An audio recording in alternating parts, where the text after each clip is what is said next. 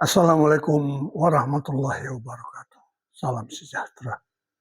Kali ini kita mengangkat pidato sambutan Presiden Joko Widodo dalam Rakornas Badan Zakat Nasional di IKN Nusantara. Suatu hal yang menarik karena kita tahu bahwa dari hasil penelitian Indonesia adalah nomor 1 negara yang paling dermawan, negara yang paling warganya paling dermawan di seluruh dunia. Ini menarik dan inilah yang kita lakukan agar kita semua komponen bangsa dapat mendukung. Karena dalam kompetisi global, kompetisi antar negara sekarang ini, negara yang cepat akan mengalahkan negara yang lambat. Bukan negara yang besar mengalahkan negara kecil, bukan negara maju mengalahkan negara berkembang, tapi negara yang cepat akan mengalahkan negara yang lambat. Dan kita ingin menjadi negara yang cepat. Kita ingin menjadi negara yang cepat.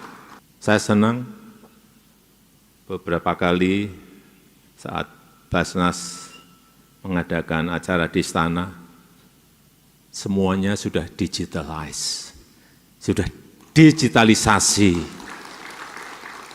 Bentuk-bentuk kecepatan seperti itu yang kita inginkan dalam kita berpemerintahan di negara yang kita cintai ini. Assalamualaikum warahmatullahi wabarakatuh. Bismillahirrahmanirrahim. Alhamdulillahirabbil alamin. Wassalatu wassalamu ala asrofil anbiya'i wal mursalin.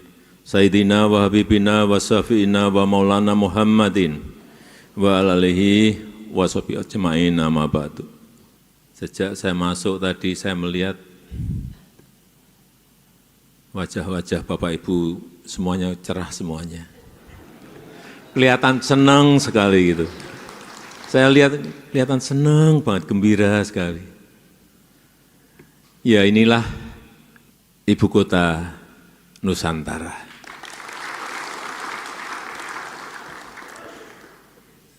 Saya sering mendapatkan tamu, Perdana Menteri, Presiden dari negara lain. Yang saya sering risau itu kalau sudah bertanya, masuk ke istana di Jakarta. Presiden Jokowi, waduh istananya bagus ya, indah. Saya mau jawab apa itu? Iya, memang bagus. Memang indah. Tapi enggak saya teruskan. Tapi ini yang buat kolonial loh. Yang buat kolonial Belanda. Baik yang ada di Jakarta, di Bogor, di Jogja, itu semuanya adalah bangunan kolonial Belanda. Warisan dari kolonial Belanda. Sehingga kadang-kadang kita merasa inferior gitu.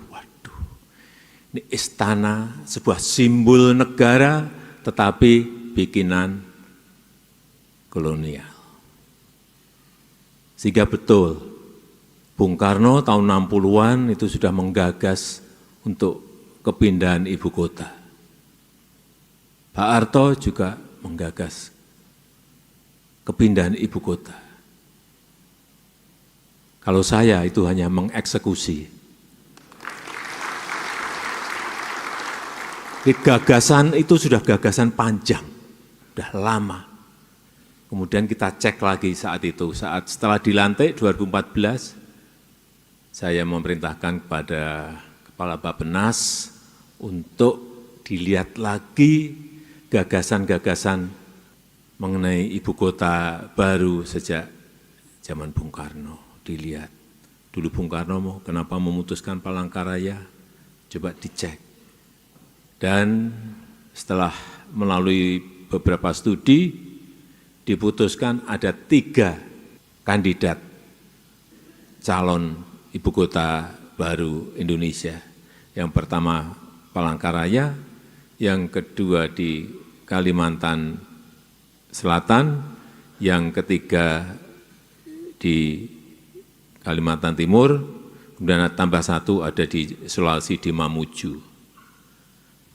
didetailkan lagi, kemudian saya cek di lapangan, enggak sekali, 2 kali, 3 kali, kemudian bismillah saya putuskan di Penajam Pasir Utara, Kalimantan Timur. Sebuah keputusan yang tidak mudah, tetapi itulah yang sudah kita putuskan. Kita juga izin kepada DPR, saya menyampaikan lisan di dalam rapat paripurna tanggal 16 Agustus, kemudian diikuti dengan pengajuan undang-undang mengenai ibu kota Nusantara, dan itu disetujui 93% dari fraksi yang ada di DPR. Jadi ini bukan keputusan presiden saja, tetapi juga keputusan seluruh rakyat Indonesia yang diwakili oleh seluruh anggota DPR yang ada di Jakarta. Supaya jangan ada sebuah kekeliruan persepsi bahwa ini adalah proyeknya Presiden Jokowi, bukan. Itu sudah melalui tahapan yang baik dalam kita berbangsa dan bernegara.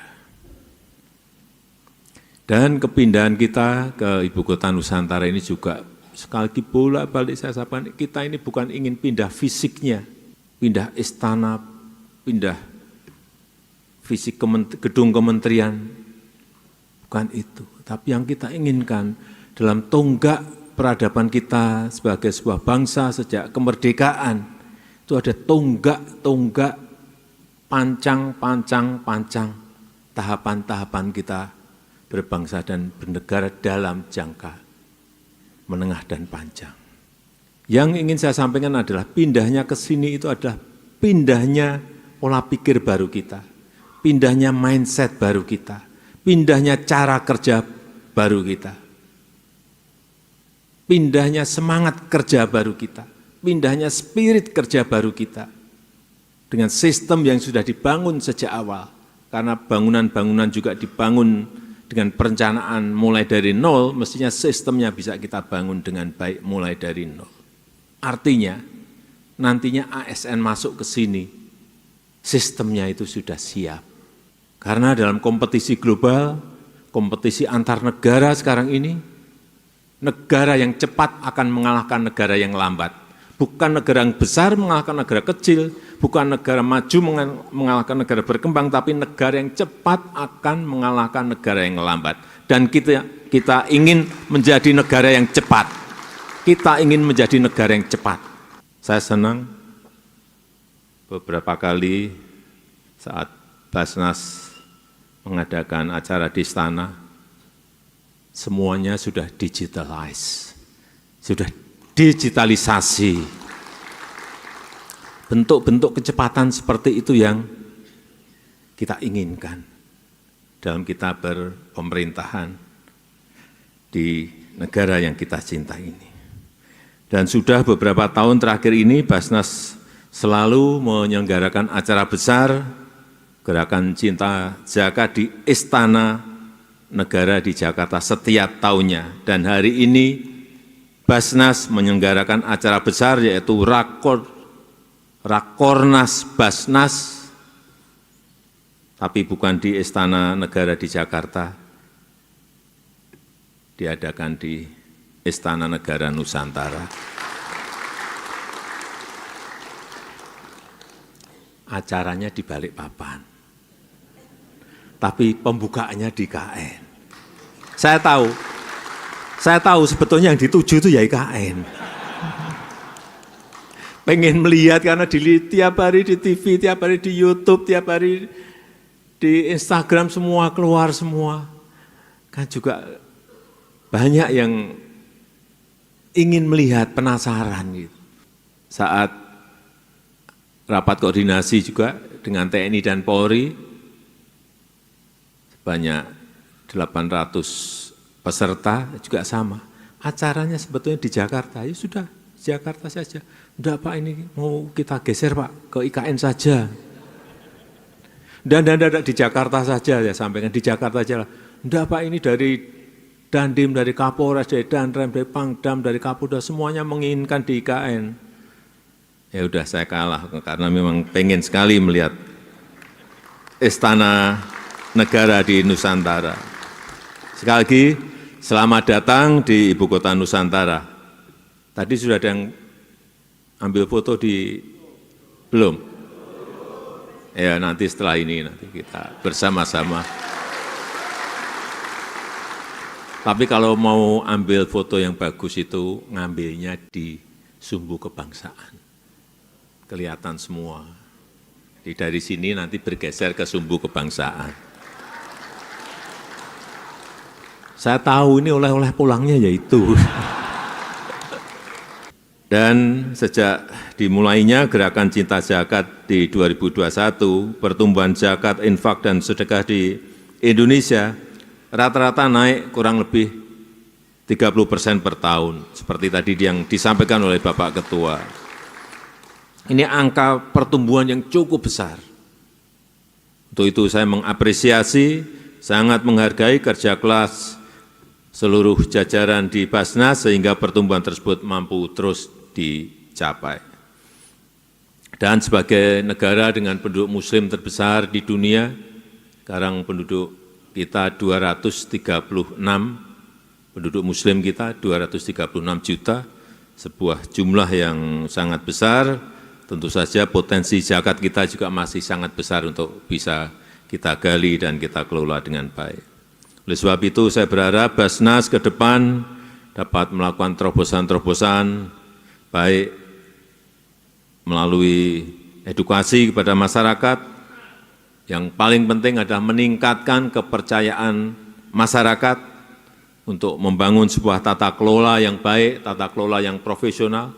Dan kalau masyarakat percaya, semuanya zakat akan disalurkan lewat Basnas. Itu tujuan kita. Kalau sudah dipercaya itu enak, semua udah. Mau zakat, mau infak, mau sedekah, semuanya lewat Basnas. Ini yang kita inginkan, karena memang potensinya, terakhir dihitung berapa Pak, Prof? 300-an triliun rupiah, sangat besar sekali. Dan Indonesia, menurut survei internasional yang terakhir, itu adalah negara yang paling dermawan di seluruh dunia. Paling dermawan, ranking 1. Itu luar biasa. Alhamdulillah. Dengan cara seperti apa kita membangun kepercayaan, membangun tata kelola yang profesional dan transparan tersebut? Dengan percepatan digitalisasi layanan yang sudah saya lihat beberapa kali di istana, yang mempermudah, yang membuat semuanya mudah dan gampang, yang menjangkau lebih banyak mustahik dan muzaki, dengan pembangunan sistem dan budaya kerja yang inovatif, yang cepat tanggap, yang tidak monoton, yang tidak business as usual. Semangat itu yang saya ingin Bapak Ibu bawa pulang sekembalinya dari Ibu Kota Baru Nusantara. Yang tidak hanya dibangun fisiknya, tapi budaya kerja dan pola pikirnya. Selain itu saya juga titip, tadi sudah disampaikan banyak oleh Bapak Ketua, untuk mengembangkan program-program zakat yang memperkuat ekonomi umat, utamanya usaha mikro, usaha kecil, pemberdayaan kepada perempuan dan disabilitas, sehingga nilai manfaat dari program-program zakat bisa semakin terasa di masyarakat, bisa semakin terasa di rakyat, dan secara kumulatif bisa meningkatkan kesejahteraan rakyat kita, mengurangi kemiskinan, dan mempersempit ketimpangan yang ada. Saya rasa itu yang ingin saya sampaikan dalam kesempatan yang baik ini, dan dengan mengucap Bismillahirrahmanirrahim, Rapat Koordinasi Nasional Badan Amil Zakat Nasional tahun 2024 saya nyatakan dibuka secara resmi. Terima kasih. Wassalamualaikum warahmatullahi wabarakatuh.